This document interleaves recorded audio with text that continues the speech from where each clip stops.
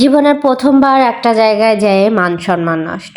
হাজার মানুষের কাছে হাজার রকমের কথা শুনতে হচ্ছে শুধুমাত্র এই একটা জায়গায় যায়। মানে জায়গাটা যে এতটা খারাপ সেটা আমরা জানতাম না। ফার্স্ট টাইম গেছি, ফার্স্ট টাইম অভিজ্ঞতা অনেক কিছুর হয়েছে। সো হ্যালো ফ্রেন্ড, সবাইকে আসসালামু আলাইকুম। আশা করি সবাই অনেক ভালো আছেন। এই সেই বিখ্যাত জায়গা লালনের মেলা। আসলে আমি জানতাম না লালনের মেলাতে গেলে মান সম্মান নিয়ে এতটা টানাটানি করবে। সবাই যদি জানতাম আগে থেকেই তাহলে জীবনে কোনোদিনও যাইতাম না। এখানে অনেক মানুষ আসছে, ভরপুর মানুষ আসছে, মহিলা পুরুষ সবাই দেখতে আসছে। আসলে এখানে অনেকগুলা কবরস্থান আছে। মাজারের ভিতরে আমরা যখন প্রবেশ করি এখানে দেখতে পারি অনেকগুলা কবর আছে, দেখতেই পাচ্ছেন। আবার এখানে কিছু মোমবাতি জ্বালায় কবরের সামনে রেখে দিয়েছে। এই ভাইয়াটা হচ্ছে মাগুরাতে বাসা ওনার, তাই আমাদের সাথে দেখা হয়ে গেল। ভাইয়ার মোমবাতি আগরবাতি প্রত্যেকটা কবরের সামনে কম বেশি ধরিয়ে রাখছে। দেখছেন এখানে কতগুলা কবর আছে, অনেকগুলা কবর আছে। এই যে এই ভাইয়া আছে লালন আর লালনের ওয়াইফকে দেখে আসে, এখানে আগরবাতি ধরাচ্ছে। আমরাও একটু সিরিয়াল দিলাম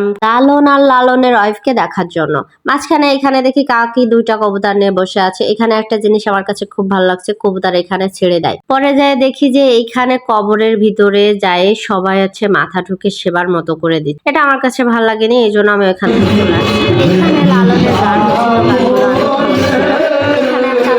একে ধরে বসায় বলে যে এখানে বসো, গান শোনো। তো চাচার কথা ফেলতে পারলাম না, বসে পড়লাম। এখানে একতারা আছে, দেখছেন অনেক বড়। যেহেতু লালন সেতু একতারা তো থাকতেই হবে। এই যে মেলার ভিতরে আমরা প্রবেশ করছি দেখতেই পাচ্ছেন কি সুন্দর সুন্দর একতারা। মেলার ভিতরের এই একতারা গুলো আমার কাছে অনেক ভালো লাগছে। বাজনাটা শোনেন।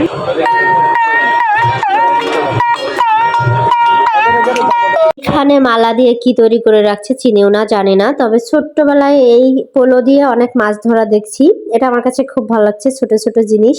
এই দেখেন মেলায় কত রকমের জিনিস উঠছে, দেখছেন। দোকানে অনেক আইটেম ছিল, চুড়ি ছিল, অনেক অনেক কিছুই ছিল এখানে। তারপর আমরা চশমা দোকানে চলে গেলাম। একটা গান আছে, চশমা পরা মাইয়ারে তো দেখতে ভালো লাগে না কি জানি একটা গান, আমার মনে নাই। পান খেয়েছি, চিপ ফেলেছি, মেলা মানে রং বেরঙের পান। এই দেখেন ইনি পান কিভাবে সাজিয়ে রাখছে, এখানে তৈরি করছে আর কি। কি সুন্দর ফুল ফুল মতো জিলাপি তৈরি করে রাখছে। তারপরে মেলা ঘুরে গলা শুকায় গেছে, এখানে একটু শরবতের পানি খেয়ে নিলাম। যার যার ইচ্ছা মতো এখানে নাম লেখাইতে পারেন, ভালোবাসার মানুষের নাম লেখাইতে পারেন চাইলে। বাচ্চাদের এই যে ছোট্ট হাড়ি পাতিল, আমার কাছে এটা খুব ভালো লাগছে। বিশেষ করে এইটা আমার কাছে ভালো লাগছে। ছোটবেলায় আমরা এটা প্রচুর পরিমাণে খাইতাম। দেখেন তো এটা দেখে কার কার ছোটবেলার কথা মনে পড়ে গেল। আমার তো প্রচুর পরিমাণে ছোটবেলার কথা মনে পড়ছিল। এই যে মোরগ ধরছি আমি এখানে, তারপর হাতি ধরছি, তারপর ঘোড়া ধরছি। আমার কাছে খুব ভালো লাগছিল এটা। কালায়ের রুটি কার কার পছন্দ? আমি যেহেতু জীবনের প্রথমবার খেয়েছি, আমার কাছে অতটা ভালো লাগেনি। এখানে অনেক কিছুর ভর্তা ছিল, পেঁয়াজের ভর্তা, রসুনের ভর্তা, শুকনো মরিচের ভর্তা, কাঁচা মরিচের ভর্তা।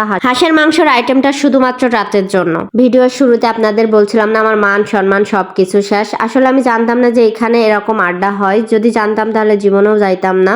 ভুলক্রমে এই আড্ডার ভিতরে আমরা ঢুকে পড়ছিলাম, যদিও বা এখানে পুলিশ ছিল। আল্লাহর রহমতে কোনো সমস্যা হয়নি। ভিডিওটা যদি আপনাদের কাছে ভালো লাগে অবশ্যই লাইক কমেন্ট শেয়ার করে দেবেন।